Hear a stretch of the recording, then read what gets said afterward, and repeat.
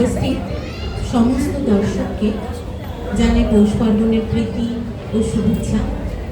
অন্যমুখ নাট্যগোষ্ঠীর পক্ষ থেকে আমাদের আজকের নিবেদন শ্রুতি নাটক ঋণ। কাহিনী ও নাট্যরূপ অত্রি কুমার সিনহা, নির্দেশনা প্রকল্প ভট্টাচার্য। দাম্ভিকতা, অহংকার আর ভ্রান্ত ধারণা মানুষকে কোন অমোঘ পরিস্থিতির দিকে ঠেলে দেয় তা মানুষ নিজেই অনুধাবন করতে পারে না। জীবনে অনেক সময়ে অনেক পরিস্থিতিতে নানা রকম মানসিক অস্থিরতা বা চাপ তৈরি হয়।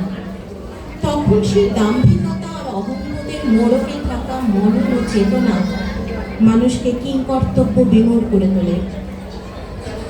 ভেঙে পড়ে মিথ্যে ধারণার উঁচু প্রাচীর। অস্তিত্বের সংকটে অসহায় সেই মানুষ তখন তার আত্মসম্মানের প্রাচীর খড়কুটোর মতন আঁকড়ে ধরে বাঁচার চেষ্টা করে। মানব মনের এই জটিলতা নিয়ে এবারের গল্প। তাহলে শুনুন, উপভোগ করুন অন্যমুখ নাট্যগোষ্ঠীর আজকের পরিবেশনা শ্রুতি নাটক ঋণ।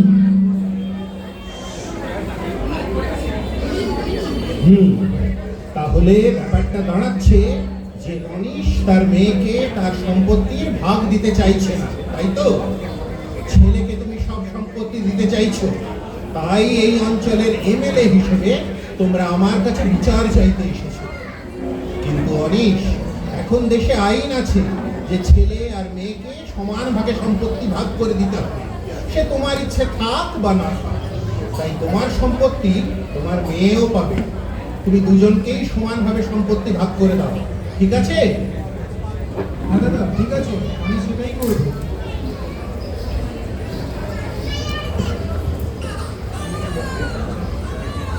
ঠিক আছে, তোমরা এসো তাহলে।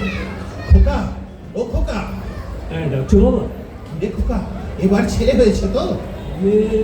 না মানে বাবা। আরে আমতা আমতা করছিস কেন? আগের দুবার মেয়ে হয়েছিল বলে আমরা তাকে হাতুড়েই, এবার ছেলে হয়েছে তো? না বাবা, মানে এবারেও মেয়ে হয়েছে। কি বলছিস? এবারেও মেয়ে? যা, গত দুবারের মতো এবারেও বাচ্চাটাকে হাতুড়েই মেরে ফেল। না বাবা, না। আগের দুবার তোমার কথা মতো আমি আমার মেয়েদের মেরে ফেলেছি, কিন্তু এবার এই বাজে কাজটা করো না প্লিজ। এটা আমার মেয়ে, তুমি বাবা হয়ে কি করে? একদম চুপ! আমি এই অঞ্চলের এমএলএ। এইখানকার সমস্ত মানুষ আমার কথায় ওঠে বসে, আমার সব কথা শোনে। আর আমার ছেলে হয়ে তোর এত বড় সাহস হয় কি করে যে আমার কথার অবাধ্য হচ্ছিস? যা যা বললাম কর। বাবা বাবা প্লিজ, তুমি কোনো দিন তোমার মুখের ওপর কোনো কথা বলি না, কিন্তু আজ বলছি প্লিজ আমার মেয়েকে মেরে ফেলতে বলো না। খোকা, তোর এত বড় সাহস, তুই আমার মুখে মুখে তর্ক করছিস? যা বললাম কর, যা। বাবা, আমার বাচ্চা মেয়েটাকে মারবেন না, আপনার দুটো পায়ে পড়ি। আমার আগের দুটো মেয়েকে আপনি আমার বুক থেকে কেড়ে নিয়েছেন, কিন্তু একে ছেড়ে দিন, দয়া করে আমার মেয়েকে বাঁচতে দিন। তুমি চুপ করো। মেয়ে দিয়ে আমার কি হবে? হ্যাঁ, আমার বংশের মুখে কে বাকি দেবে? খোকা, যা বললাম কর। বাচ্চাটাকে বাড়ির পিছনে মাটিতে পুঁতে দে। কিন্তু বাবা। না বাবা, মেয়েটাকে আমার কাছ থেকে কেড়ে নেবেন না। আমার মুখ খালি করে আমার মেয়েটাকে কেড়ে নেবেন না। আপনার পায়ে পড়ছি বাবা, ওকে ছেড়ে দিন। আমি মেয়েকে নিয়ে বাড়ি ছেড়ে চলে যাচ্ছি। আমি কথা দিচ্ছি আর কোনোদিন এই বাড়িতে আসবো না, কোনোদিন আসবো না। কিন্তু ওকে ছেড়ে দিন, ছেড়ে দিন। ঠিক আছে, তোমার কথায় আমি তোমার মেয়ের জীবন ভিক্ষা দিলাম, কিন্তু এই মুহূর্তে তুমি বাড়ি ছেড়ে বেরিয়ে যাও, আর কোনো দিন এই বাড়িতে আসবে না। আমি আমার ছেলের আবার বিয়ে দেবো। বংশ রক্ষা করার জন্য আমার একটা নাতি চাই। খোকা, যা, বৌমার ব্যাগ এনে ওকে বাড়ি থেকে বের করে দে। হ্যাঁ বাবা, দিচ্ছি। এই নাও তোমার ব্যাগ, আর এই নাও কিছু টাকা। মেয়েকে নিয়ে তুমি চলে যাও, চলে যাও। হ্যাঁ, চলে যাচ্ছি। তুমি ভালো থেকো, ভালো থেকো।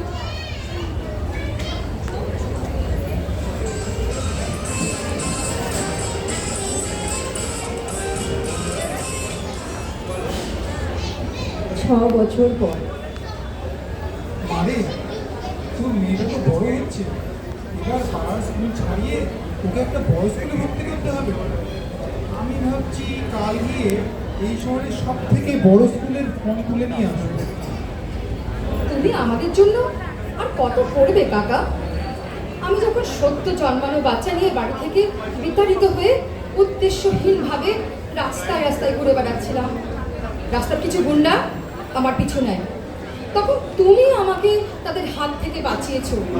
শুধু তাই নয়, অচেনা অজানা একটা মেয়ে আর তার বাচ্চাকে তুমি আশ্রয় দিয়েছো, আমাকে নিজের মেয়ের মতো আগলে রেখেছো, আমার মেয়েটাকে পড়াশোনা করে বড় করছো।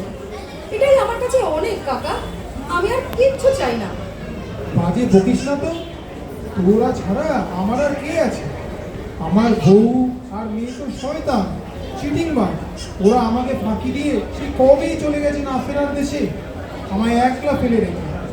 আমি তো একলাই থাকতাম, তারপর তোরা দুজন এলি, আমার জীবনটা আনন্দে ভরিয়ে দিল।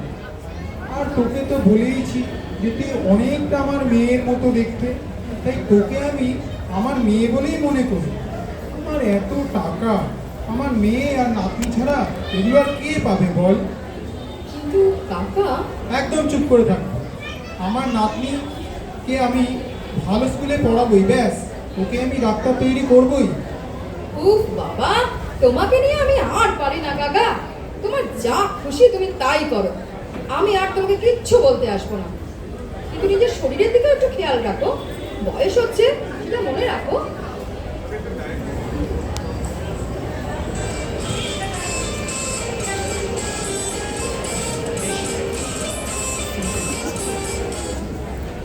বারো বছর পর।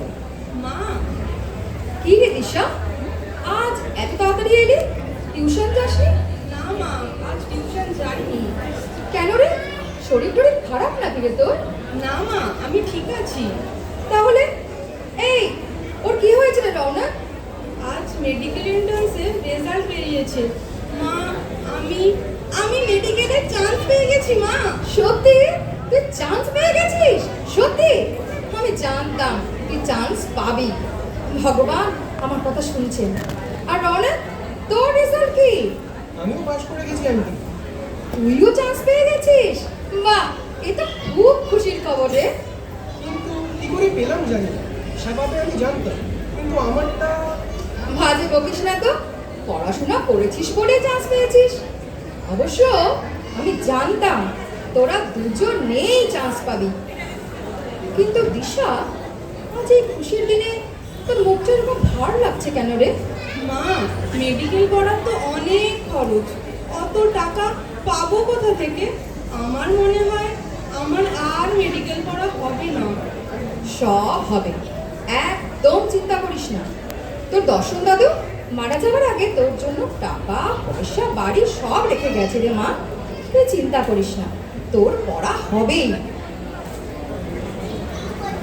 এই দাঁড়া না।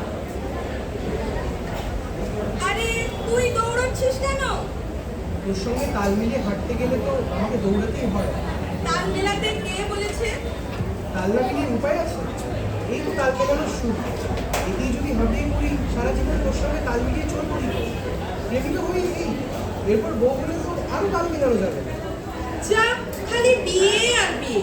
দাঁড়া, ডাক্তারিটা আগে পাশ করি, একটা চাকরি পাই, তারপর না হয়। আরে আস্তে হাঁট না। আস্তে হাঁটলে তো ক্লাসটাই মিস করবো। একদিন ক্লাস মিস করলে কি হয়? একদিন ক্লাস মিস করলে কি হয় মানে?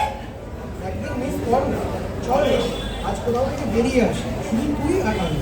আমি কোথাও যাচ্ছি না, আর তুইও আমার সঙ্গে ক্লাসে যাবি, বুঝেছিস? তুই এত নিষ্ঠুর, একদিন একটু তোর সঙ্গে ঘুরবো, সময় কাটাবো, সেটাও করতে দিবি না।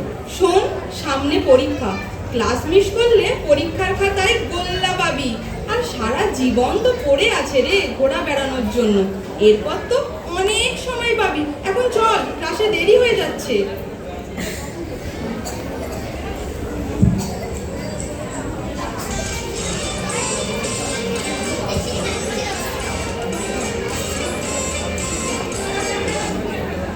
5 বছর পর। কিরে, তোরা দুজন এই সময়? আন্টি আমরা না। কিরে, কিছু হয়েছে নাকি? হ্যাঁ আন্টি হয়েছে। মা, আমরা কি করেছিস তোরা? আমরা কি? মা, আমরা আমরা ডাক্তারি পাশ করে গেছি। আমরা ডাক্তার হয়ে গেছি মা, সত্যি? হ্যাঁ এই যে মিষ্টি নিয়ে এসেছি। বাহ, ভগবান তুমি আমার প্রার্থনা শুনেছো। দিশা পাশ করবে এটা তো আমি জানতাম, কিন্তু রনে তুই পাশ করবি আমি সত্যি ভাবিনি। এটা আমিও ভাবিনি, কিন্তু আমি পাশ করে গেছি। আবার মিষ্টিও নিয়ে এসেছিস? আরে বাহ, আয় আয় ভিতরে আয়।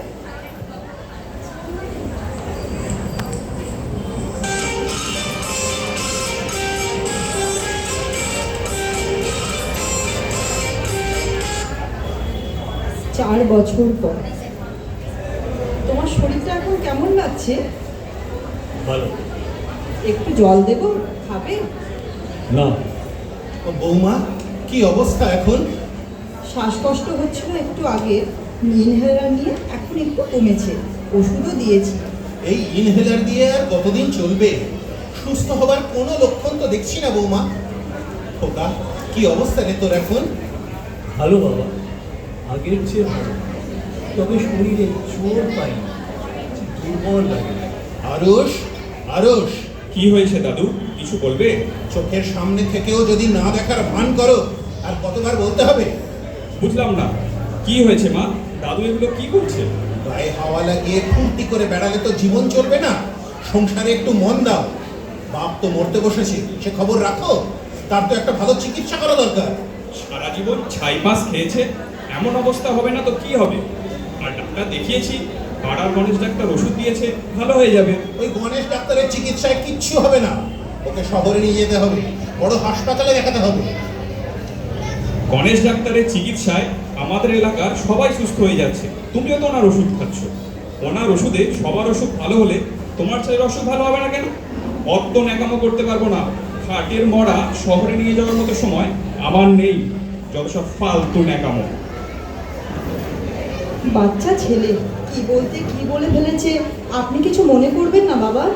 সে আর এখন বাচ্চা নেই বৌমা, চৌবাচ্চা হয়ে গেছে।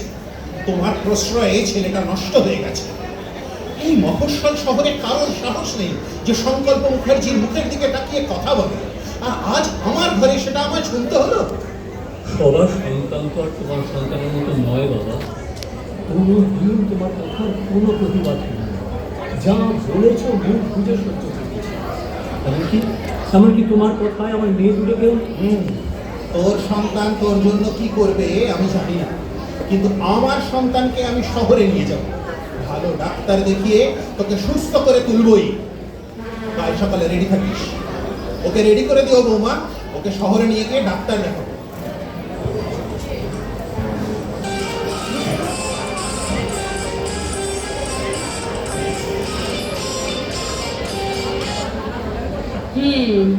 প্রেশারটা একটু হাই, জোরে জোরে নিঃশ্বাস নিন।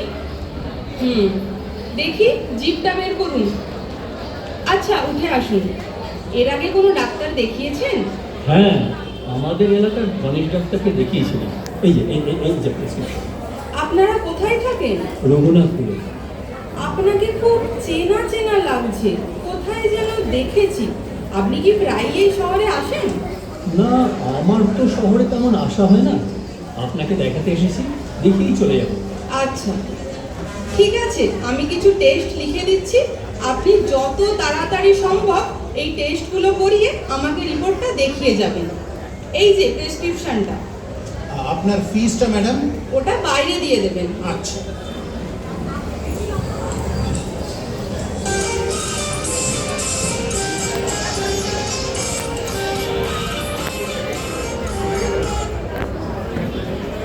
কিরে মা, বাইরে বসে আছিস? অনেক রাত হলো, খাবি না? রওনা আসার সময় অনেক কিছু খাওয়ালো মা, এখন খেতে ইচ্ছে করছে না। মা তুমি খেয়ে নিয়ে ফ্রিজে খাবারটা রেখে ঘুমিয়ে পড়ো। তোর কি হয়েছে রে? মন খারাপ? এরকম ভাবে বসে আছিস কেন?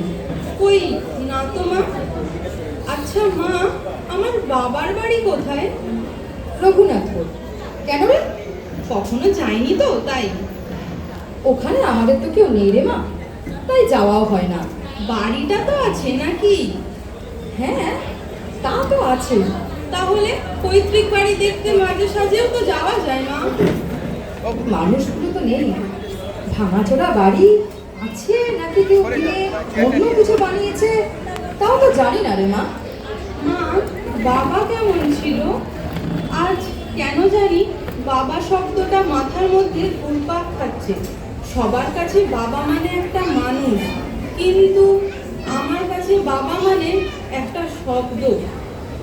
যে মানুষ নেই তার জন্য প্রার্থনা করা ছাড়া আর আমাদের কিছু করার নেই রে মা। আমরা শুধু প্রার্থনাই করতে পারি। চল শুয়ে পড়, কাল সকালে আবার হাসপাতাল যেতে হবে। আয় আয়, শুতে আয়। তুমি শুয়ে পড়ো, আমি আসছি। মায়ের ব্যাগে একটা ফটো আছে, সেটা বের করে দেখতে হবে। কাল ছবিটা হাসপাতালে নিয়ে যেতে হবে।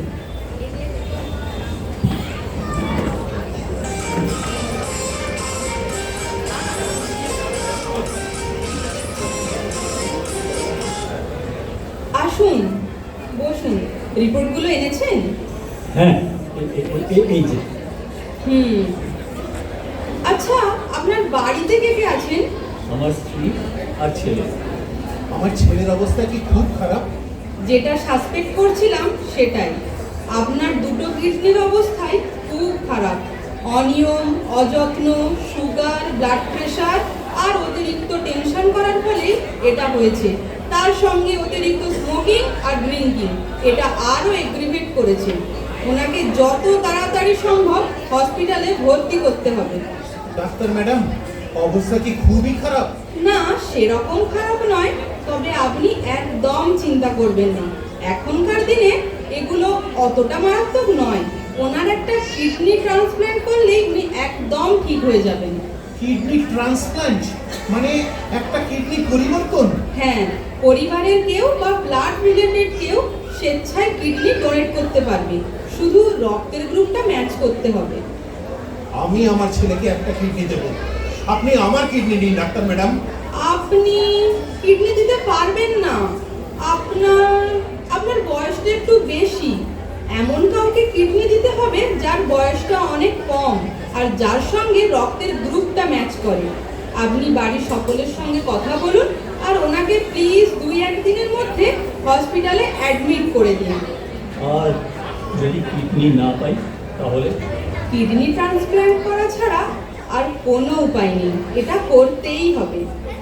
ঠিক আছে, আমি আমার ছেলের জন্য কিডনি জোগাড় করবই, যেভাবেই হোক। ঠিক আছে, চলি ডাক্তার ম্যাডাম। হ্যাঁ, আসুন। সেদিন মায়ের ব্যাগ থেকে ছবিটা আনলাম, কোথায় যে রাখলাম, এই ড্রয়ারেই তো রেখেছিলাম। হ্যাঁ, এই তো পেয়েছি। পেন, হ্যাঁ, বুট, চশমা। বাবা, আমার বাবা। আমি পাঠাচ্ছি তাহলে। হ্যাঁ, দুদিনের জন্য অ্যাডমিট করতে হবে। একটু অবজারভেশনে রাখতে হবে। আমি একটু পরে ফোন করছি। কি হয়েছে দিশা, এরকম করছো কেন? বাবা। কার বাবা? আমার বাবা। আমার বাবা মরে যায়নি, বাবা বেঁচে আছে। কি বলছো? হ্যাঁ, এই যে দেখো, আমি আমার বাবাকে দেখেছি। আমার বাবা আমার সামনে বসেছিল। আচ্ছা, তুমি শান্ত হও। উনি কোথায় এখন? এই মাত্র চলে গেল। আমার পেশেন্ট হয়ে আমার সামনে বসেছিল। আমি ভাবতেই পারছি না আমার বাবা বেঁচে আছে। আমার বাবা মরে যায়নি, আমার বাবা বেঁচে আছে। আচ্ছা, তুমি বসো তো, একটু শান্ত হও প্লিজ। এই নাও, একটু জল খাও। এইবার বলো, ওনার কি হয়েছে? ওনার এন্ড স্টেজ রেনাল ডিজিজ মানে ইএসআরডি ধরা পড়েছে। কিডনি ট্রান্সপ্ল্যান্ট করতে হবে। কি বলছো? ইএসআরডি? হ্যাঁ, কিডনি ট্রান্সপ্ল্যান্ট করা ছাড়া আর কোনো উপায় নেই। এতদিন জানতাম আমার বাবা নেই। এতদিন পর বাবাকে দেখলাম, কিন্তু এমন একটা পরিস্থিতিতে দেখলাম।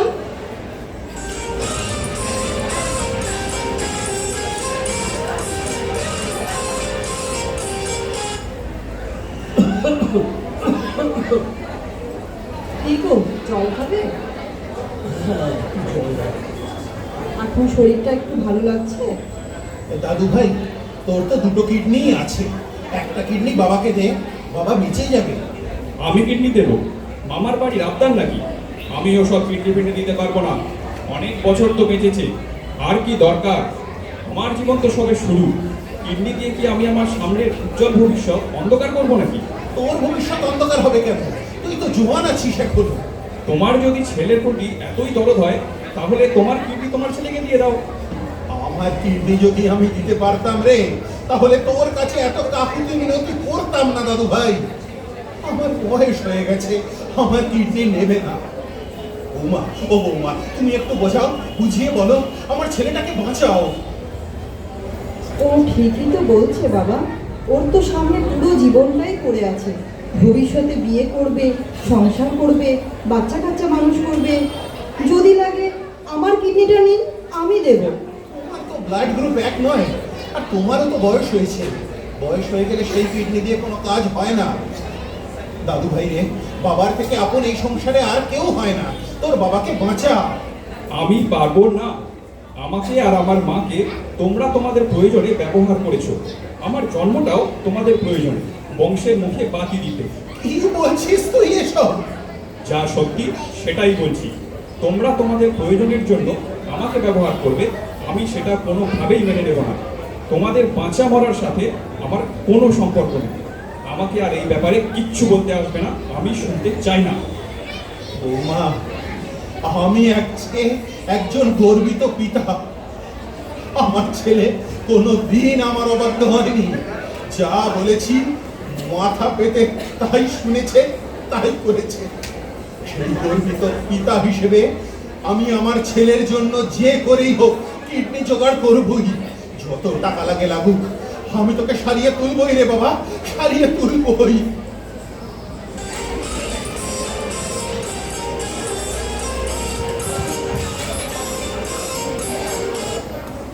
আপনি আসুন না, বসুন।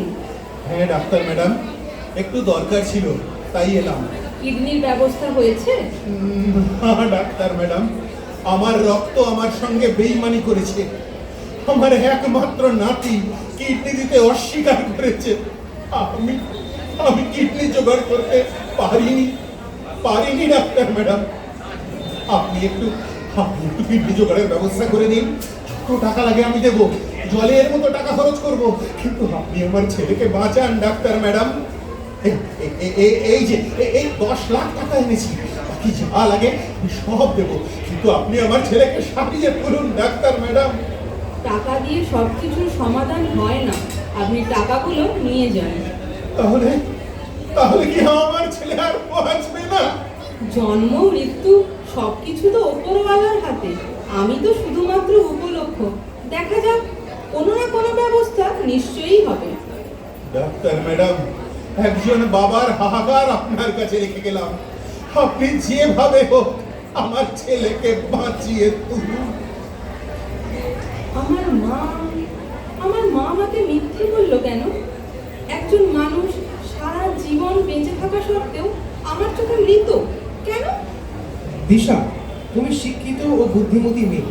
হয়তো মায়ের জীবনে এমন কিছু ঘটেছে যার জন্য মা সবাইকে অপরাধী মনে করে সারাটা জীবন কাটিয়ে দিয়েছে। তার জন্য আমি কেন সফল করব? আমার ফ্যামিলি, আমার বাবা স্নেহ থেকে আমি কেন বঞ্চিত হব? একটা মেয়ের জীবনে সবথেকে বড় পরিচয় হলো তার স্বামী আর তার সংসার।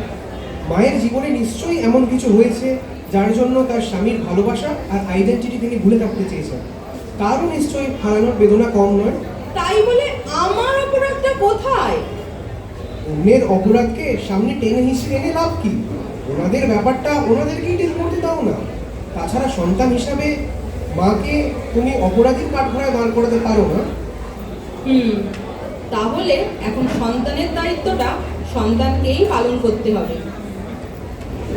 তুমি কি করতে চাইছো? রওনা, তুমি এখন আমার জীবনের একটা অংশ। তোমার সম্মতি ছাড়া আমি এখন কোনো কিছুই করতে পারবো না। আমি একটা ডিসিশন নিয়েছি, আমি চাই তুমি সেটাতে সম্মতি দাও। কি ডিসিশন? আমি আমার একটা কিডনি বাবাকে ডোনেট করতে চাই। অবশ্য যদি তোমার আপত্তি না থাকে। আমার আপত্তি নেই, I am proud of you. কিন্তু মা, মাকে আমি সামলাবো।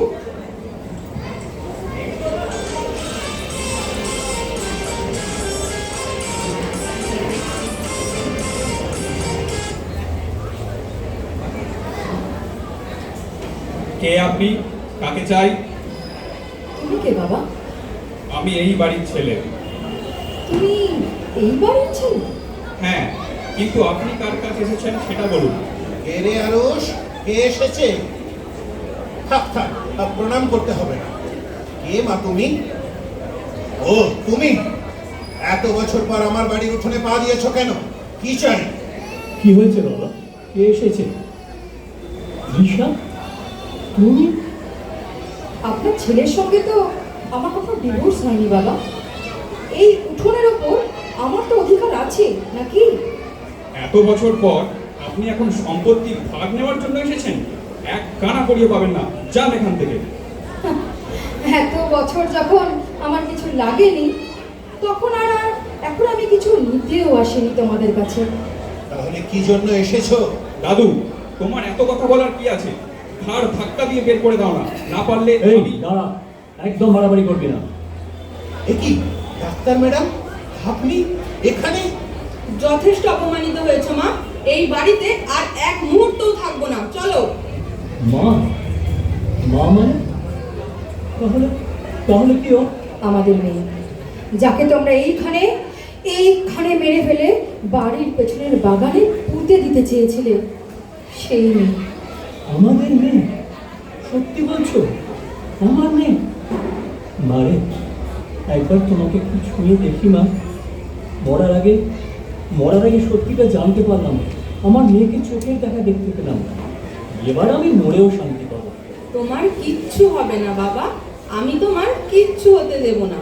আমার একটা কিডনি দিয়ে আমি তোমাকে বাঁচাবো। না না রে মা, আমার তো সময় শেষ। আমার আর কিডনির দরকার নেই।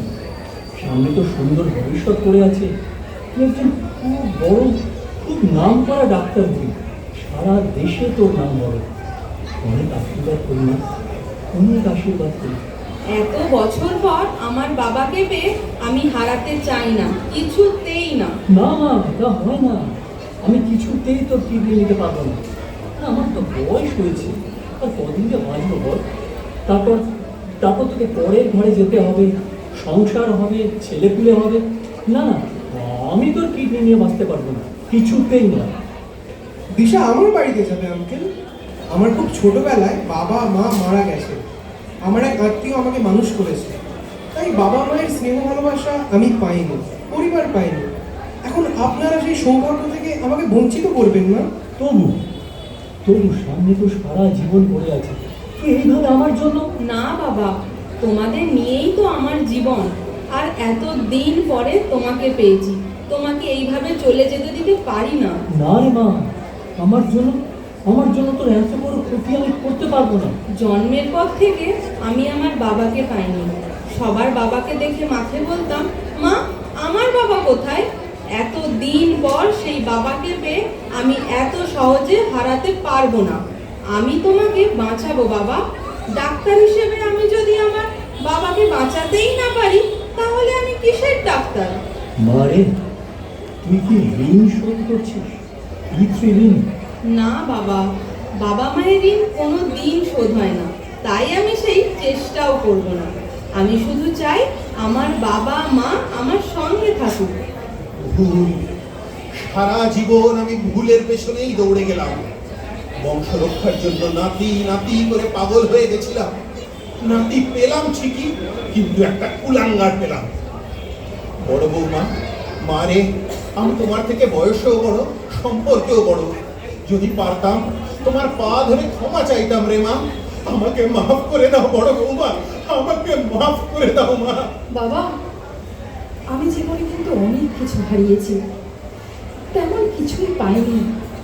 শেষ বয়সে এসে আপনি আর আমাকে এই পাপের ভাগিদার বানাবেন না। দেখ রে আরুষ, চেয়ে দেখ, তুই তো তোর বাবার জন্য কিছুই করতে চাস না। আর এই মেয়েটা জন্মের পর থেকে জীবনে কখনো বাপের চেহারাও দেখেনি, কিন্তু কিন্তু বাপের বিপদের দিনে ঠিক পাশে এসে দাঁড়িয়েছে। সে তার বাবাকে বাঁচাতে ছুটে এসেছে। ও ছোট বৌমা, দাঁড়িয়ে আছো কেন? নাতনি এসছে, নাত জামাই এসছে, যাও ওদের খাওয়া দাওয়ার ব্যবস্থা করো, মিষ্টি মুখের ব্যবস্থা করো, যাও। ঠিক আছে বাবা, আমি ব্যবস্থা করছি। আর শোনো ছোট বৌমা, ওই দুটো ঘর খুলে দাও। আজ থেকে আমার বড় বৌমা, নাতনি আর নাত জামাই এখানেই থাকবে। আচ্ছা বাবা, আমি ওপরের ঘর দুটো ওদের জন্য খুলে দিচ্ছি। না দাদু, আমার আর রৌনকের হাসপাতাল আছে, এখান থেকে অনেক দূর, আমরা আজই চলে যাব। আজই চলে যাবি দিদি ভাই? 2 দিন থাকবি না? না দাদু, আমাদের আজই যেতে হবে, কাল সকালে আমাদের হসপিটাল যাওয়ার আছে। ঠিক আছে, তাহলে মাঝে মাঝে আসবি কিন্তু। আর তোর বাবাও মাঝে মাঝে গিয়ে দেখা করে আসবে।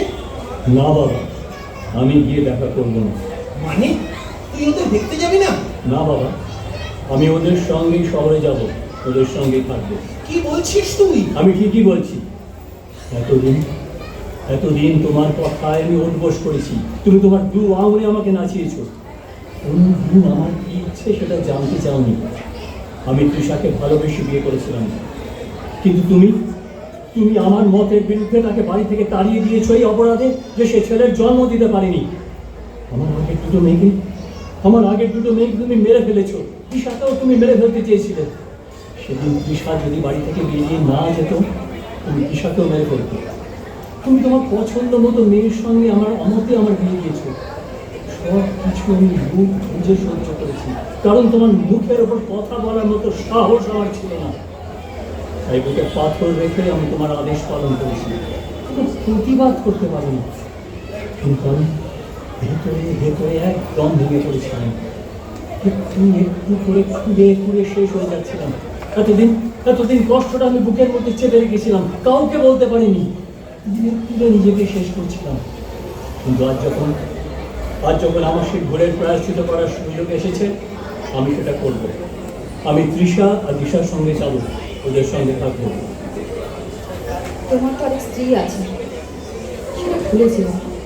আর ছেলেও তো আছে। ছেলে? যে ছেলে অসুস্থ বাপকে বলে ঘাটের মারা মরে যায়, তাকে আমি ছেলে হিসেবে মানি না। আর রিয়া আমার স্ত্রী হলো দ্বিতীয় পক্ষের স্ত্রী। ওর সঙ্গে আমার কোনোদিন কোনো মানসিক সম্পর্কই তৈরি হয়নি।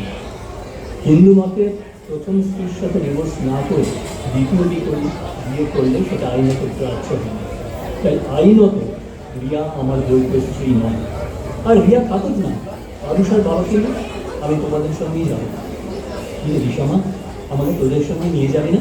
নিশ্চয়ই নিয়ে যাব বাবা, আমার অনেক দিনের স্বপ্ন আমি আমার বাবা মায়ের সঙ্গে থাকছি, সেটা এবার সত্যি হবে। আয় মা, তোর পৈতৃক বাড়ির ভেতরে বাড়িটা দেখ। এসো তৃষা, ভেতরে এসো। একদিন তোমাকে বাড়ি ছেড়ে মাথা নিচু হয়ে চলে যেতে হয়েছিল।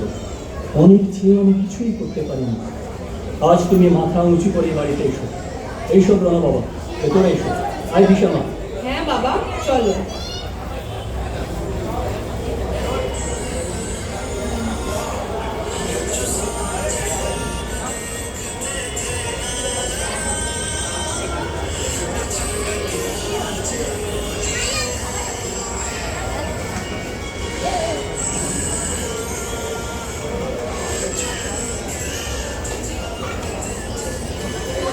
পিতৃস্নেহে বঞ্চিত সন্তান তার সারাটা জীবন এক অন্তর্বেদনায় অতিবাহিত করে। তার জীবনের এক অসীম শূন্যতা তাকে প্রতি মুহূর্তে পিছু টানে। তার জীবনের সাবলীল গতি ব্যাহত হয়। জীবনের এক মোড়ে দাঁড়িয়ে যখন সে জানতে পারে যে তার বাবা জীবিত, এতদিনের শূন্যতা পূরণের পথে সে আবেগতাড়িত হয়ে পড়ে। মরণাপন্ন বাবাকে বাঁচাতে সে তার নিজের শরীরের অংশ দান করে বাবাকে বাঁচাতে চায়। সে তার পিতৃ ঋণ শোধ করতে চায়। কিন্তু পিতৃ ঋণ কখনো কি শোধ করা যায়? আমাদের নাটক ঋণ এখানেই শেষ হলো। এর বিভিন্ন চরিত্রে যারা অভিনয় করেছেন তাদের সঙ্গে পরিচয় করিয়ে দেওয়ার পালা। তারা হলেন সংকল্প প্রকল্প ভট্টাচার্য, অনুরাগ অত্রি কুমার সিনহা, দিশা পর্ণা মণ্ডল, তৃষা সঙ্গীতা দাস, রৌনক প্রজ্জ্বল ঘোষ, আরুষ সুজয় মণ্ডল, রিয়া সায়নী ঘোষ এবং দর্শনের ভূমিকায় শঙ্কর দাস। কাহিনী এবং নাট্যরূপ অত্রিকুমার সিনহা, নির্দেশনা প্রকল্প ভট্টাচার্য, শব্দ সংযোজন শঙ্কর দাস, ঘোষণায় আমি রিঙ্কু রায়, পরিবেশনায় অন্য মুখ। নমস্কার, ধন্যবাদ।